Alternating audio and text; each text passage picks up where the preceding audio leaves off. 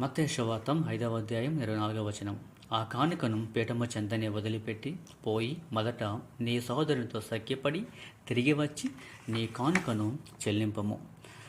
నీవు దేవునికి ఏదైనా సమర్పించాలని నీవు అనుకున్నట్లయితే ముందుగా నీ తోటి సహోదరునితోటి ఎవరితోనైతే నీకు మనస్పర్ధాలు ఉన్నాయో, ఎవరినైతే నీవు తిట్టి ఉన్నావో, ఎవరి నాశనాన్నైతే నీవు కోరుకొని ఉన్నావో, ఎవరి గురించి అయితే నీవు లేని పోని మాటలను చెబుతూ ఉన్నావో వారిలో నీవు యేసయ్యను చూసి ఆ యేసయ్యను క్షమాపణ అడిగి ఆ తర్వాత మంచి హృదయంతో వచ్చి నీ కానుకలను బలిపీఠం వద్ద సమర్పిస్తే అప్పుడు నీ కానుక స్వీకరించబడుతూ ఉన్నది.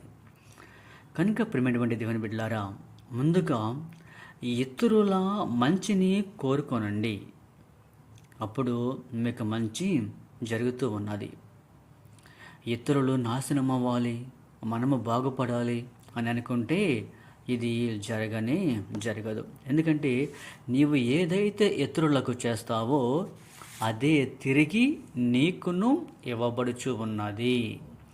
నీవు వాళ్ళను క్షమాపణ అడిగి వచ్చి నీ ఆ పీఠం వద్ద నీ కానుకను సమర్పిస్తే కనుక ఖచ్చితంగా నీ కానుక స్వీకరించబడుతూ ఉన్నది. కనుక అలా చెయ్యము.